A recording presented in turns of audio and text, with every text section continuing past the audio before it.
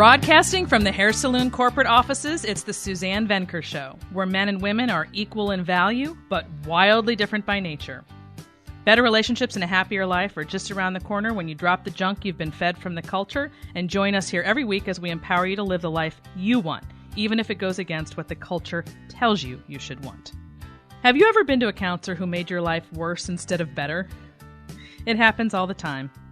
Today, people really need to dig to find a therapist who doesn't take sides, often with the woman, who doesn't espouse politically correct gobbledygook, and who tells it like it is, not as he or she thinks it should be. That's Doris Wild Helmering. Doris is an international author, media personality, business consultant, and seminar leader. She has written 8 self-help books, 2 children's books, numerous booklets, and a weekly syndicated newspaper column for 24 years. She has appeared on Oprah 3 times, had her own segment on television, her own radio show, and has logged over 51,000 hours doing individual, marital, group, and family therapy. Doris is here to share her wisdom with us. Welcome to the show, Doris. Thank you very much for having me. So I have to tell everyone right away that I know Doris. She's here in St. Louis where I live. And as most of you know, I normally have my interviews with people who are across the country, but not here locally. So this is very exciting for me to have another human body in here, in the room with me, aside from, of course, my wonderful producer, Joey. And so I just want to welcome Doris and say that this might get a little loud because Doris and I...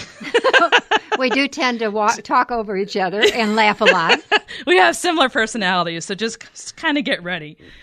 So the first thing we're going to talk about, Doris, is the coronavirus. Okay. And what's happening because, oh my gosh, every day we're getting a new something about what's going on with this issue that is, of course, very serious, and people are reacting very differently. And you have a pretty interesting take on how to cope with this time where we're all sort of, I'm not going to use the word quarantined, but sort of homebound, if you will. Well, one of the things that we talked about this actually in a therapy group a couple of days ago, and people don't know how to feel, which is so interesting. You know, should they feel anxious? Should they feel like it's going to pass? Is it going to be okay?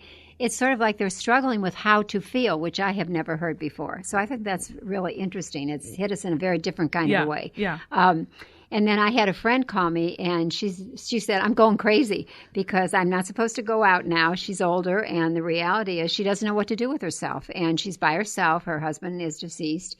And the reality is she is really feeling so anxious because she doesn't know what to do. Me, on the other hand, I'm thinking, oh, goody, I'm going to hit all those drawers that I haven't cleaned out. I cannot wait to do my closet. If I get all that done, I'm going down the basement. So I already have a plan. So for me to have some downtime, because I know I'll have some cancellations, I'll probably continue to go and see people in my office. But what I won't do probably is I'll probably close down the groups. And the reason is because I've got some people that also are running some programs. And my concern is that's a lot of involvement with a lot of people. So I'll probably close down the group, but I won't be doing closing down individual appointments at this point. Well, I love the idea of taking advantage of this time. And it's so true that there's 2 different ways of looking at the very same thing. And one of the things I love about you, Doris, is that you are always so optimistic. You're always smiling, you're always laughing, and you're always showing the positive side of everything. And I just think that's such a big deal for a counselor and a therapist, because I'm not sure that's... Well, not like I've seen tons of counselors in my life, but I've seen a few, and it stands out as being very different to me anyway. Well, thank you. Yeah. So I think I got that from my folks. Cool. Okay. So the first thing I want to ask you, Doris, is a story you've told me in the past, and I think it's so perfect for this podcast because we like to deal with things head on. It's straight shooting, and politically correct stuff is just not what we're about. So I thought this story really went hand in hand with that. You were on Oprah a couple times, but one of the times there was a married couple on, you said, and one of the partners had gained a lot of weight after the marriage. I think it was the wife. And the husband said to you, on the show that it made him less attracted to her. And your response was pretty severe. You got hammered. So what did you say and what happened? Well, what I said is if this woman wanted her husband to be attracted to her, she should probably lose some weight. Now, I didn't say it in a mean way. Mm-hmm. She had a child, and it was her first baby. She had gained weight, but she hadn't lost that weight, which is very typical of a lot of women, and women struggle sometimes. But what I was shocked by, actually, was the fact that everybody in the audience was all mad. Oprah was mad. Everybody was mad because I thought that this woman should lose some weight in order to be attracted to her husband. On the other hand, if the husband... Attractive. To her husband. That's right. Yeah, that's attractive. correct. Uh-huh. And if the husband actually was doing something that was inappropriate, no one would have trouble saying what he should do differently. But because I was saying that this was something that she should do differently, and I know weight is a big deal. Many people struggle with weight, and it's just hard to lose weight. But on the other hand, if you want your mate to be attracted to you and your mate is not happy with your weight, more than likely you're not happy yourself also. But then you should do something about it. Yeah. And, I was just shocked that people just thought I was just terrible because I thought this woman should lose weight to be more attracted to her husband. Right. It's like, what's the deal? I know. But see, that's what I love about you is that you just approach it in a completely normal, commonsensical way, not thinking about it in any kind of political way or any meaning behind it. It just, that's what you would you would say the same thing if it were the man that had gained weight. That's right. And you're just treating them the same. But the fact that you said it about a woman, of course, as you learned, is utterly taboo in this culture. So anyway, I want to open that with that story to sort of give my listeners a feel of what Doris is all about, and which is one of the reasons I love her, because she just doesn't get swayed by all that stuff. Okay. And that actually goes into another thing I want to talk about, was how you're so, in my opinion, different from other therapists in that you don't, when people come in, I don't think you say, how does that make you feel over and over again, which I think was very common. I think there was a time, wasn't there, when psychiatrists were supposed to not speak the whole time or something? Right. Was there a decade? They just listened. Yeah. But that was really much more psychoanalysis than therapy. I think I really owe my experience or my training to people that really believe you should call it like it is. Actually, I was trained by the warden of Marion Penitentiary. He was a psychiatrist, a really hard-nosed guy. But what he did was he really believed in calling things like they should be called. And I want people to like me when they see me in therapy, no doubt. I think it's hard if you don't like your therapist. Yeah. You want to be connected up with that person.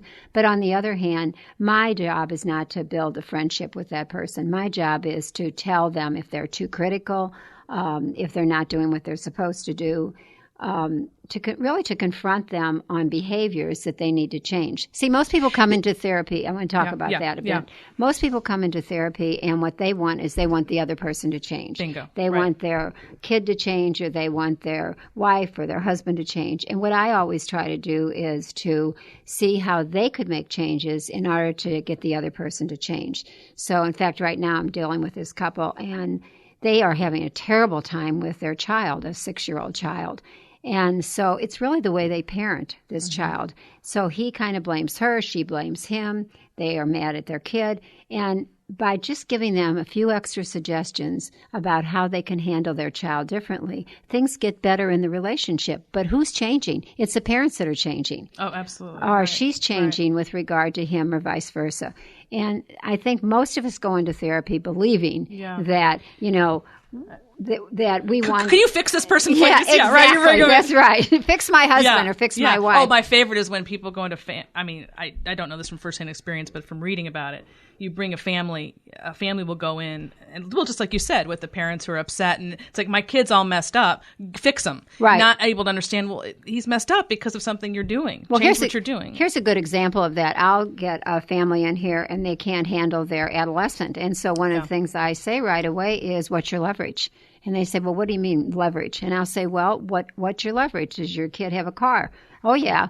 Okay, you got leverage, kid. Take the car keys away. You have leverage. Of course. And that's what you have to do. Okay, prior to that, it might be a skateboard, or it might be, their iPad. Parents have leverage, but they think that they don't. And if you're not willing to use some leverage with your kids, you're in trouble. Have you seen a change?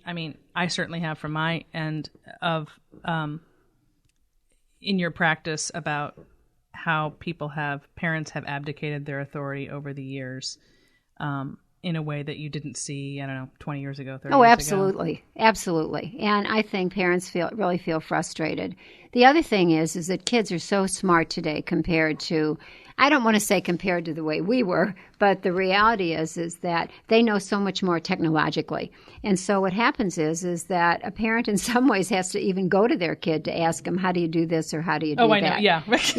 In fact, Guilty. Yeah, exactly. Me too. Now I ask my grandkids. Yeah. Oh, brother. That does change things quite a bit, because if you need your kids to show you something, that's not how it used to be back in the day. Absolutely so not. certainly with technology. Now, I'm very fortunate because my kids are basically grown now, but I didn't have to deal with that in the first 12, 13 years. Right, at all. And I'm like, so thankful that I missed that boat entirely. Here's what's always interested me, and my husband too, he talks about it a lot. He's actually coming in next week, believe it or not, which is going to be very interesting. I think we both are really fascinated by because he's just as into my work, as I am. And so there's a lot of spirited conversations in our house. And what's really interesting is people who are able to, like two people who will come from the same environment, and one is able to lift themselves out of that victim mentality, that mode that will keep you stuck, versus the ones who can somehow rise above it. Let's say they come into therapy with you, and could you say what percentage of people are able to hear what they need to hear in order to fix a problem versus those who aren't? I really think that most people are able to hear if it's presented in the right way. I mean, I don't have too many people that walk away from therapy. Now, I did have one guy that he was so angry, and he left because he didn't like how I confronted him.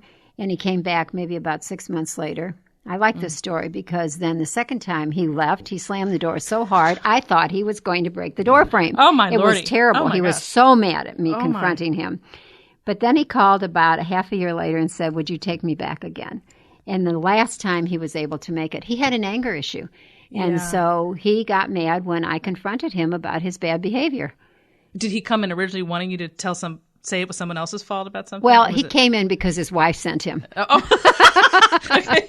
Well, yeah, so if you're going under duress. So he probably wasn't ready the first time around. I was just going to say, and that leads to the whole concept that I'm always talking about is, until you're really ready, you're not going to be able to hear something necessarily. Well, but most people come to therapy to prove that it's the other person. Yes, all right. Right. Once in a while, a person will come if they're depressed or they're anxious. I do see a lot more people that come in for anxiety today. Yeah. And the consequences are that they are coming for themselves. But more people come because of their boss or because of their mate or because of their kid or a sister. Because of some situation. They're not really coming to take a look at themselves. Right. And right. I think we tend not to look at ourselves. Mm-hmm. I mean, I don't think we go there first. Mm-hmm. And that's the best thing to do, actually. If you have a fight with your husband, you go there. If you can go there first and say, what could I have done differently in this situation? Totally agree. But that's hard. Now, I'll tell you why. Because when we find out that we've screwed up in some way or made a mistake, our sense of self gets diminished, our self-esteem. So that's why we have trouble saying I'm sorry or I messed up or I screwed up, because it diminishes to some degree our sense of self. Now, for me, I actually pat myself on the back when I say I'm sorry because I think I'm a good girl. So you have good girlitis, right? Yeah, I do have good girlitis. I don't think I have that problem, Doris. I have other problems, but I'm not sure that's one. So if I can say I'm sorry, then I think, I've been a good person. But many people struggle with that. Well, and on the flip side of that is you can take that same scenario and say, well, and I said this in the Alpha Females Guidebook, you can flip that and say, but I have all the power to change. When I focus on myself, even though it's harder, like you're saying, I completely agree. The flip side of that is that you can change it. If you change yourself, if you can't make someone else change, you cannot make someone else change. No. So you'll be waiting around forever. Correct. But you can change yourself, which will then prompt a response differently on his or her part. And that really does work. If people could just grab onto that. Know. If you change, your behavior changes. And I've often said that one person can change a relationship. Yeah. One of the pushes that I had when I wrote Happily Ever After was one person can make a difference. Yeah. And you can make a difference. You absolutely can. I mean, I'm a firm believer of that, and that's something that I certainly didn't start out when I was married thinking, it's something that came with time and experience. And we all have, I think, experiences with our own parents' marriages too, if they were troubled. And that sits in you, you know, and shit does for a lot of people. And because one or, well, usually both partners weren't able to figure that out. And so they left their whole sort of relationship just was in conflict because neither one would go first, I guess is a way of putting it maybe. That's part of it. Yeah. Or just able to be introspective and understand this concept of, you know, that you can change and then the other person will. Which I don't think that was commonly known maybe 67 years ago. You know, I don't know that people discuss this in any big way. Well, I think it was only probably around 20 years ago that it became acceptable to say to someone else that you were seeing someone in therapy. True. Oh my gosh, true. Right. So I have pretty strong feelings about this, and we may not agree, but I really feel like everybody can benefit with the right attitude from counseling. So I have the flip side of counseling. Not, oh my gosh, don't want anyone to know, but you know, scream it from the rooftops, be proud because it means you're addressing something. There are people who go decades without addressing anything and thinking that if they're not going to therapy, that means their relationship is good. And it may be, but it may not be. Well, I've always said that the people who come to therapy are the people that really are willing to take responsibility for themselves. But on the other hand, most of the time they come to change somebody else in the beginning. That's all there is to it. It's human nature because we want to protect ourselves, our own skin. So I see that on a marriage basis, but what about the individual? Is the individual coming in for relationships with people other than spouses, like parents, kids, coworkers, and they're coming in individually to complain about other people too, even when it's just them? Sure. Yeah. If an adolescent comes to see me, it's generally about what's going on with her peers or his peers. Yeah. And so and how to maybe that must be feel really more hard to get an comfortable. adolescent to look inward, isn't it? Because they're not developmentally. You know, I am shocked at how smart these adolescents are. I am absolutely. In terms of being introspective? Yes. Yeah. Yes. Cool. And so in terms of their introspection, it's Awesome. amazing to me. So I think we have developed as people. Yeah. And we do look at ourselves more. But again, we still have that tendency to blame because we're protecting our own skin. Yeah, certainly. I was looking up stuff that you've written recently, and I noticed that you have a Newsmax column. It's very up to date. And people, if you want to read any of this, you can just type in Doris Wild Helmering Newsmax into your search bar, and you'll get right to it. And it says at the top, Building a Better Marriage. Yeah, correct. And there are I'm always pushing that. Yeah, I love it. So I'm just going to read some of the titles here because I printed it out. It really runs the gamut, and it's really. Is this weekly? It must be weekly. Is weekly. Yeah, it's weekly. Understanding passive aggressive behavior, take control and lose weight, when your spouse hates your parents. Oh my gosh, that's a biggie. I actually am working with a couple in coaching that has that situation right now. Are you a perfectionist? Step back during an argument. How to get your mate to pull his weight. Or her weight, I guess. His or her weight. Want your wife back? Don't be a jerk. Obnoxious people, get a grip. I'm reading these to give you guys some flavor of the way Doris's head works, which I love. Your titles are great. So one of them was Mr. Right or Mr. Wrong. That for some reason that stood out to me, and I thought that would be really good for my listeners because we talk a lot about that issue. That issue. Thank you. Here's a couple of things that you have there, and trying to determine whether or not the person's right for you or not. You talk about what kind of past this person has. I thought that's really interesting and totally agree. And I don't think a lot of people focus on the past. Well, I think if you go out, we'll say it's a woman and she goes out with a guy and he talks about his ex-wife and he talks in a nasty way about her. Hey, you know what? Stay away from this guy because guess what? It's going to come around to also be a problem for you. This guy has not learned to be introspective at all. Yeah, absolutely. Okay, so that would be one, stay away. Yeah, absolutely.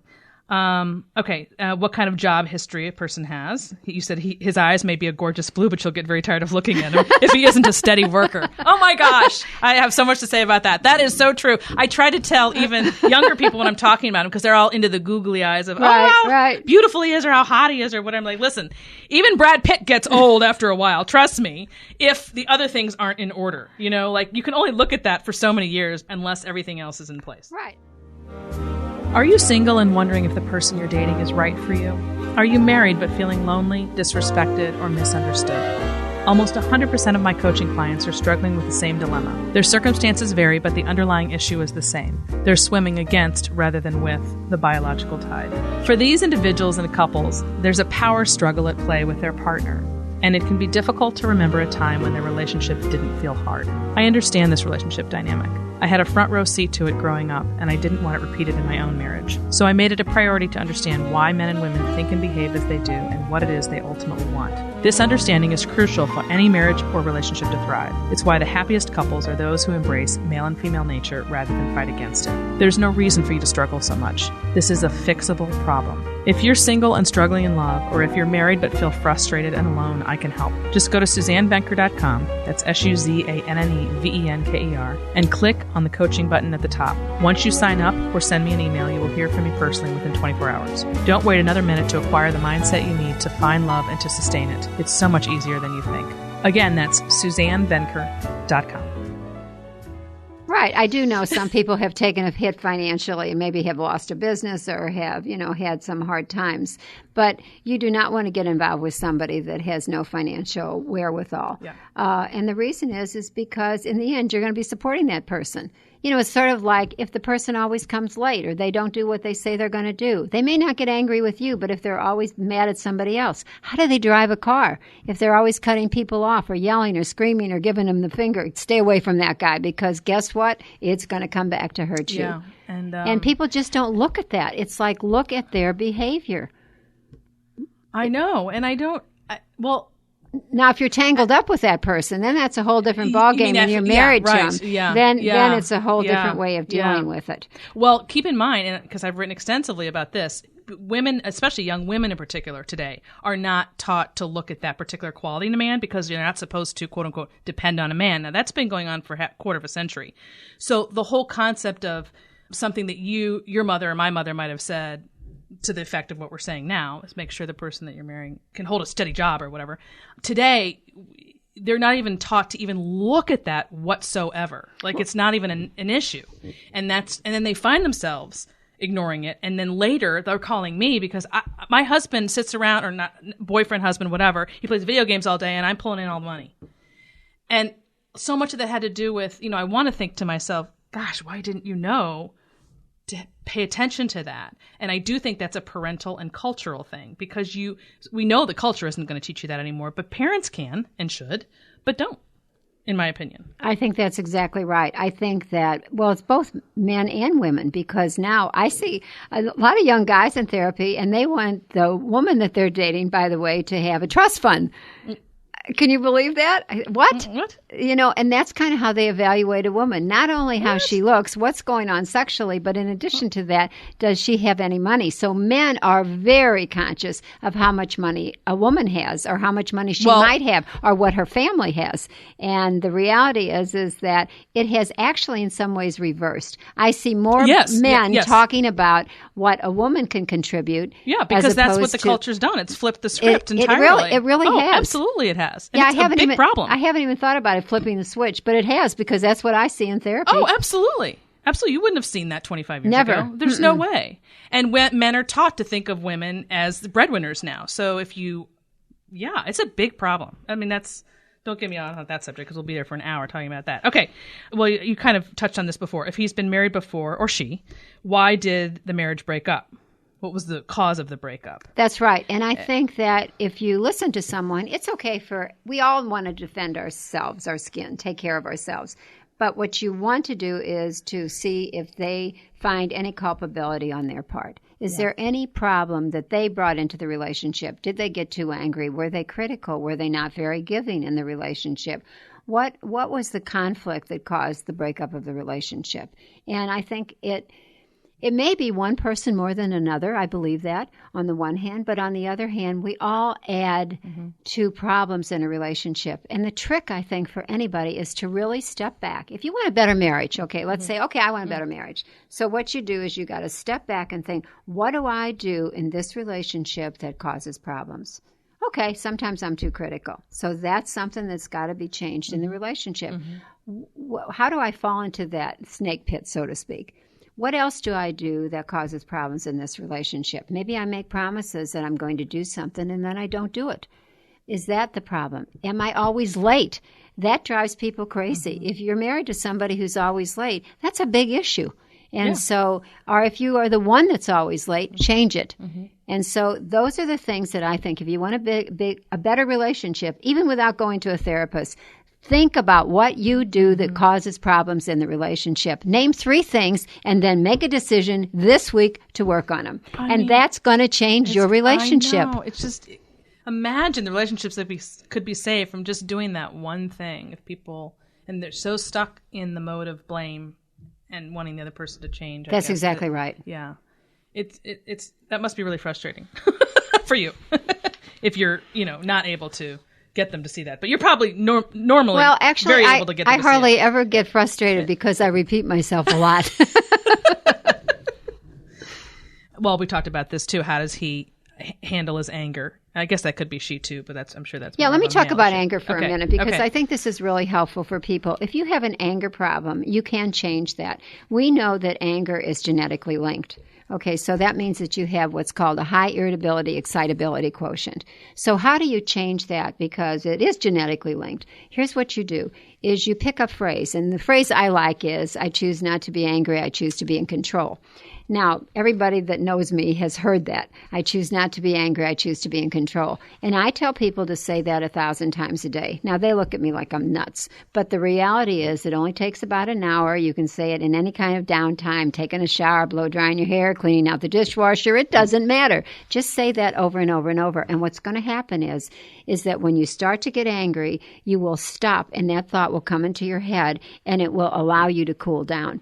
And that is, it's a gift to give yourself, and it's a gift to give all the people that have to deal with your nice or your meanness in terms of your anger. So change, and you can change right away by doing that. Sounds crazy, but it works. No, I'm glad you brought that up because I had that on my list to talk to you about. I call them mantras. I don't. Exactly. Call it a mantra, and affirmation or mantra. Yeah, and I swear by them, and then I forget them, and then I have to write them down and do them again. But it's a trick. It's like a tool. It is a tool. It's a tool, and whenever you have something going on, you can immediately use it, and I can vouch personally for the fact that it works. And if you find yourself falling again, just reapply it, re-implement it or whatever, and you're back on your feet with that. Exactly. It's just huge. It's a really big deal. And it sounds like a lot to say 1,000 times a day, but people would be surprised, like you said, going to the bathroom, washing your hands, being in the car, whatever. There's just so many times that you could say it throughout the day to yourself in your head.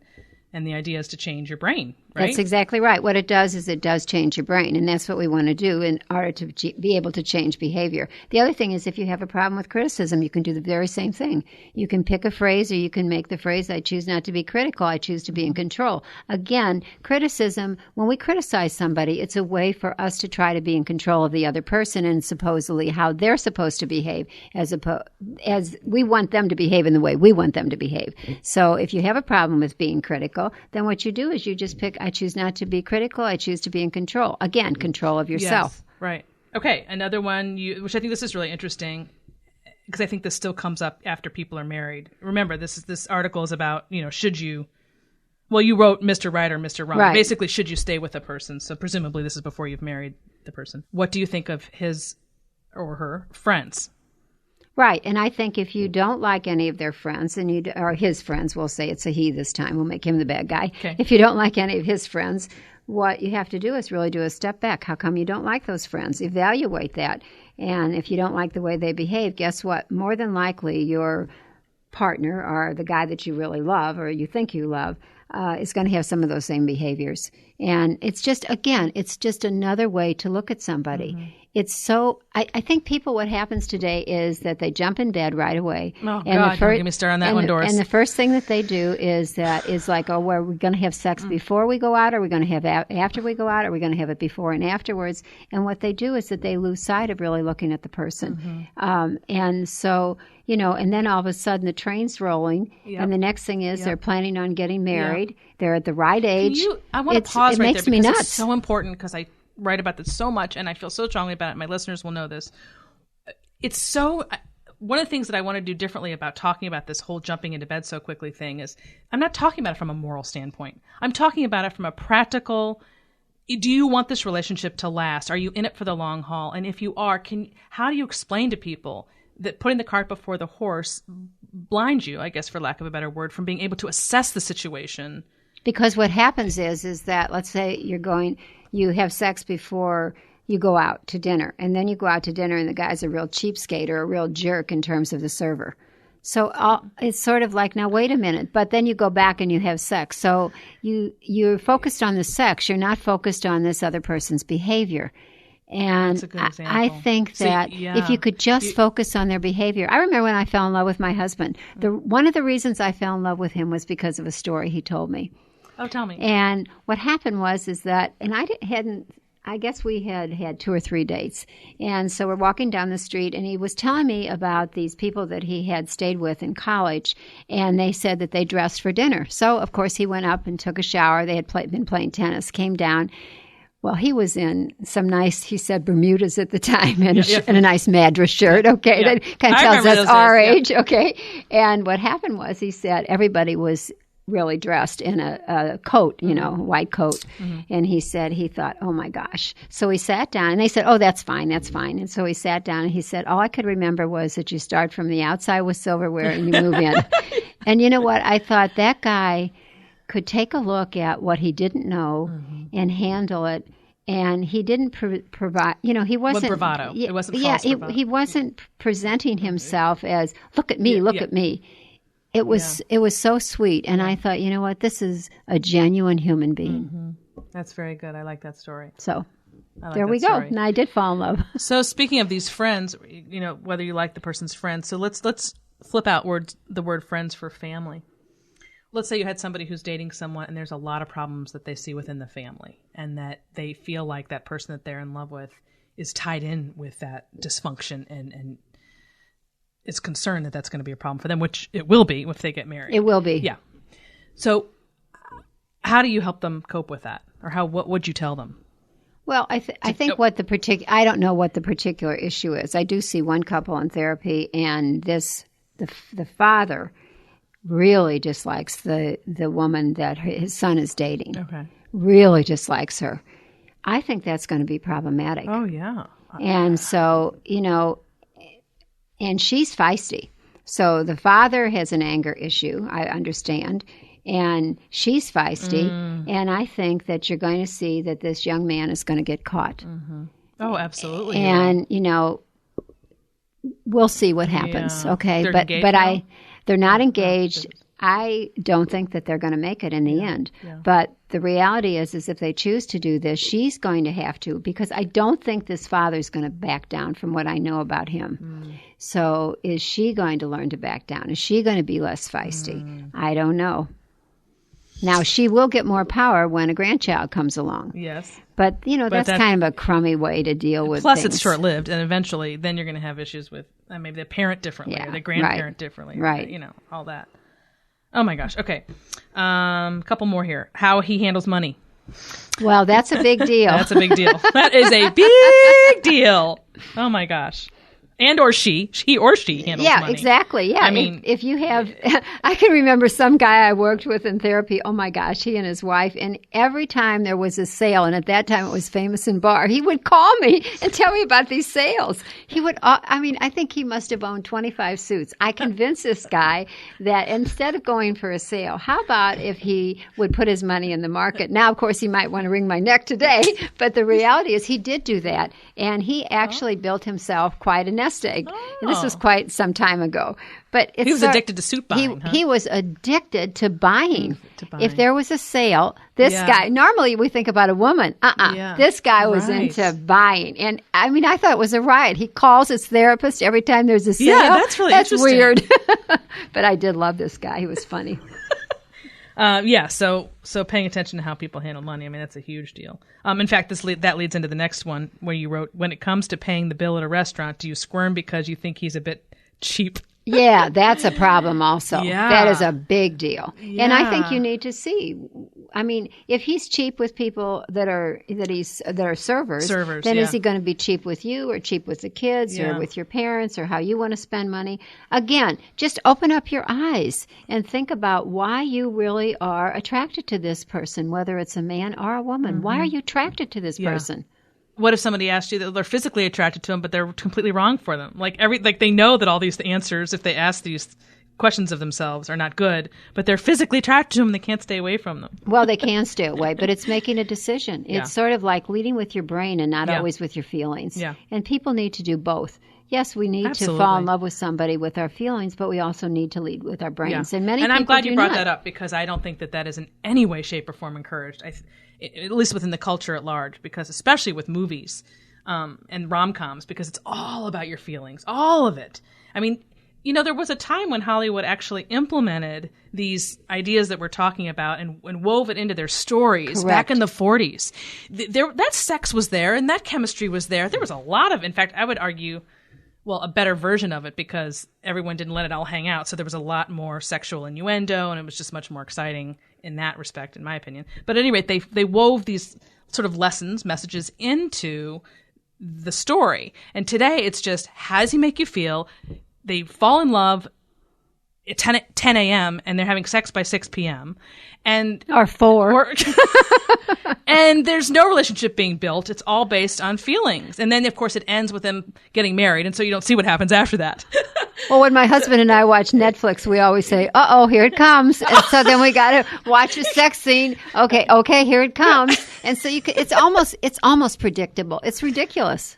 It is ridiculous. And that is not the way life really is. Oh, Doris. I mean, if my daughter could hear this now, she'll roll her eyes, because it's been so hard to raise kids with this stuff going on without saying anything. So when I would watch anything with her, I would pause it and be like, okay, now this isn't the way life really functions. And here's why. And she's just been so overwhelmed with it. Mom, she's like, stop. Okay, enough already. I got the message. I do find it hard, because it doesn't have to be that way, and because it really wasn't that way. If you turn on classic movies, they're just as entertaining in a different way, but you come away uplifted, something you can use for your life, that's real, not just junk that will not help you at all. Sorry, I'm getting on my soapbox here. Okay, and then last one, how does he treat his parents, brothers and sisters, coworkers? Does he praise or criticize? Right, and that's what you want to hear. You just want to listen to the person, do a step back. Do a step back. And I think that's the way we pick out our friends also. You do a step back. Do you respect them or do you not respect them? So yeah, it's not magic, but in terms of finding somebody, but you have to take it slowly, and you have to really look at the person and evaluate the person. And how do they handle their money? How do they talk about other people? Who are their friends? Who are their parents? How were they raised? What's their value system? And people tend sometimes not to look at that. Yeah. It's great to marry somebody with blue eyes and blonde hair. I did. That's awesome. But you know what? Yeah. I also listened to his stories. Yeah. They're all awesome suggestions, Doris. They're great. I love it. Okay, so we're just going to switch gears, and I'm going to ask you about something that I think is very common today. I think you and I have talked about this in the past. Say you have an average 55-year-old woman who's tired of being married and wants to leave. Okay, good. Okay. Good. Very common, because women today initiate 70% of divorce, and the majority are filed under irreconcilable differences, which means basically all those people who just tired of being married, simply want to move on, right. Can do so today, certainly legally. So you must see an uptick in that, I think, over the years. Oh, yes, absolutely. So one of the things I do, and it tends to be the woman that will come in, and she's very dissatisfied in the relationship. And in some ways, rightly so, because her husband no longer is willing to do anything. He has his own friends. He doesn't want to go out with her. They really have grown apart. Their kids are now grown. Their kids may be in other states. So, when kids live in the same state, what happens is that I think it does hold the parents together, which kind of sounds like a funny notion. Yeah, no. But, you have your kids over, your grandkids over, where if all the kids are in another state or various states, what happens is that the parents don't have that pull. Mm-hmm. And then some of their friends also are getting a divorce. Mm-hmm. And one of the things, I know this sounds very basic, but one of the things that I will ask a woman right away when she comes in, and we'll say she's 55, 57, I would know where she is financially. And I go through all that. I tell people I'm not a financial counselor, but I want to find out where she is. And I've told some women, no, you cannot get a divorce because you will be poor. Now, are you willing to be poor? And then another thing is, well, then they're not so sure about it. And then if I get them to question, is this really making a lot of sense? And the next question is that, okay, what needs to change in this relationship? What will make it better? Is your husband willing to help make this better? Sometimes I'll ask her to bring him in also for marriage counseling. Sometimes I'll just work with her because she says, oh, he's probably not interested in counseling. I think probably not all marriages can make it. That's all there is to it. Yeah. I mean, if you are in an abusive situation and we'll say the man in this situation is not willing to stop drinking. He drinks every night. He gets drunk every night. He's abusive. I understand why somebody wants to leave because she takes a look at the fact that she's got 25 more years maybe of life and she wants to live like that. No, that's exactly right. And a lot of times a woman, and it's mostly, I would say, a woman comes in dissatisfied with her relationship with the husband. But oftentimes a guy is willing to change if she's willing to give him a chance. Yeah. But I always take a look at, what are the consequences of getting out of this relationship? Because I think people sometimes don't think about the consequences. And actually divorce regret is real. Like, that's a thing. I can believe that. For a lot of people. Right. And once again, I keep coming back to the culture, but you don't get anything. You don't get anything about this. There's no support whatsoever for the idea that, listen, that looks like a temporary fix, but give it 5 years and you're going to feel very differently about it. That's right. And the other thing is that I think with regard to, you said divorce is a fix, I think a lot of times a man will think about that when he's younger. And I've had a number of men come into therapy and say, I should have stayed with my first wife. Oh, interesting. Yeah, and I think was there a theme? Well, I think, he didn't work on it at all. That somebody else kind of caught his eye and he just didn't work on the relationship. And he will say to me, you know what, I would have been better off staying in my first marriage. Yeah. But nobody had said to him at the time, you know what, maybe you really ought to try to shake this up and make it better marriage again. Doris, so like what? See, I don't think people, those are the kinds of things that I think were said back in the day among family members before everybody went to a therapist. That's necessarily. Right, because there was a lot of press to stay in your marriage. Yes, right. And now it's like we overcorrected because you want people to be able to get out of a marriage that's harmful, for sure. But we've overcorrected. Correct. And we just don't even suggest that this might not be an answer because it's suggested that somehow this is freeing for you. And it's only temporarily freeing. If it is freeing at all, it's temporary. It's also harder. When you're living by yourself, it really is harder. I can remember I saw this one woman in therapy, and she really did not like her husband. Well, he dropped dead of a heart attack on the golf course. So what happened was, she said, I can remember her coming in a group and she said, I never knew you had to clean out a refrigerator. Oh. Because this guy was always doing a bunch of stuff. So what she didn't see was what he did do. I know. I'm a firm believer in partners taking off and leaving the other one alone for more than a day to just get that feeling. Correct. I think that's really important on both sides when you feel like you're not, your contributions aren't appreciated or what have you. And plus being able to learn how to do things yourself, that might be good too. Okay. Last thing, Doris, before I let you go. This is a pet peeve of my husband's and mine. Uh-oh. Yeah. So you're learning something here. We feel very strongly about talking to our kids and have done so about both money and sex while we had them in our home before they left. Right? So my oldest is 20. So she's now in college, and our youngest is 17. But if they were here, they would tell you that these topics are not in any way, shape, or form off limits in our home. And it's a very comfortable thing. And even so, if something comes up that would normally be uncomfortable, they're very comfortable with it. But they have discovered through their own friendships that wasn't the case with their friends' homes. So many of their friends are kind of lost in areas that they're not. So I just feel like those two areas, particularly when it comes to marriage, are so huge that if you just don't discuss it, you're basically letting them off to figure it all out on their own. And I understand that it's uncomfortable for parents, but I feel like it's their duty. I think it is their duty to talk about those issues. And I think, you can talk about anything today with a kid. Yeah. They are so smart. Yeah. So if it's the parents, though, that are uncomfortable, don't you think? It's the parents that are uncomfortable. But I do think, yes, talk to your children about what your values are, what your expectations are, and how other people have different values and different expectations, and how things can get worked out. Yeah.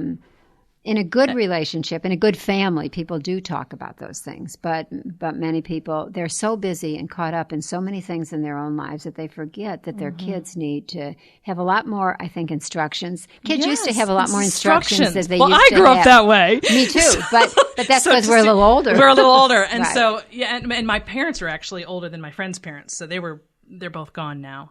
but they're from the greatest generation. So a lot of my friends' parents are not quite that old. So I definitely had a different upbringing, even from my own. But yeah, I mean, that's instruction in those lessons and those mantras, turn lemons into lemonade, or bird in the hand is worth two in the bush. The two in the bush. Oh my gosh. I mean, nobody hears that stuff anymore. If you say it, if I try to say it, I'm this old fogey. But they're so useful. It's just, wisdom doesn't go away. That's why it's wisdom. Right. That's right. So it's frustrating that parents have just don't cover a lot of topics that I think should be covered. So is there anything else you'd like to add or tell my listeners today, Doris? Well, I guess one of the things I would like to add is if you want a better relationship with your child, or you want a better relationship with your husband, wife, a good friend, I think what you should do is really take a look at what you can do to make it better. Can you be less critical? Can you be more supportive? What do you do that causes problems in the relationship? Look at yourself. And if you look at yourself and you change just one behavior, I'll bet you that relationship will get better. I promise. I love it. I think that's great. That's a perfect way to end. I really appreciate your coming in today, Doris. Thanks. It was fun. Good. Awesome. Talk to you soon. Before I read the email of the day and tell you who's coming on next week, I want to make sure you all know that you can continue the conversation on Facebook, where we've set up a private group that you can join. Just type in The Suzanne Venker Show in the Facebook search bar and you'll find it. Also, you can go to SuzanneVenker.com/podcast to see a list of upcoming episodes. Okay, the email of the day is from Caleb, who writes, "Hi, Suzanne. I'm a single 21-year-old male going to college for an engineering degree. A year and a half ago, I was in a pretty bad relationship, which led me to question myself. Being on a college campus has left me isolated due to all the women being focused on their careers and the feminist propaganda. As of now, I feel like it's time to try dating again. My question for you is, what's the best way to meet women who are not blinded by today's social norms?" So before I answer that, this is really interesting. Just this morning, I was planning to answer that for you today, and just this morning in an email I got another email from a gal named Bryn, who's also a 21-year-old college student, who asks, where are some good places that I can meet some mature men while I'm still in college? Most of the guys I meet do not have any sort of commitment on their radar, which I thought was so funny because I wanted to get Caleb together somehow with Bryn.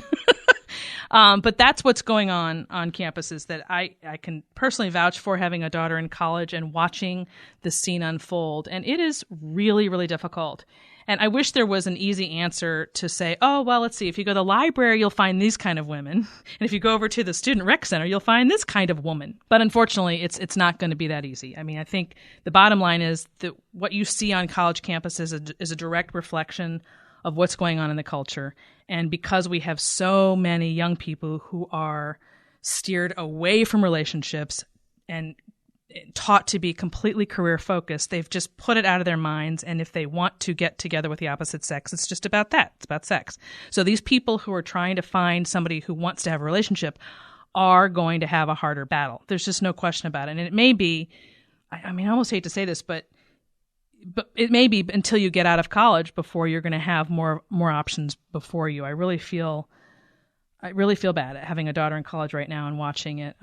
For every, one girl or guy who wants a relationship, there's probably 100 who don't. So you're just going to be struggling to find that one. Now, that doesn't mean they're not there. They are, but it's just harder to find. And if you end up having to wait, you may. So I wish there was an easier answer for these people, but those are my thoughts. And that wraps up another edition of the Suzanne Venker Show. Don't forget to tune in next week when I have a special guest, by the way, guys. I've never done this before, but my husband, Bill, is joining me in the studio. He and I are going to have a scintillating conversation about marriage, including the struggles in our own relationship. So you don't want to miss it. That's definitely a new one for me and for him and for all of you. If you haven't done so already, don't forget to subscribe to this podcast. And if you have a question or comment for me, go to Suzanne at thesuzannevenkershow.com. Thanks for listening, everyone. Have a great week.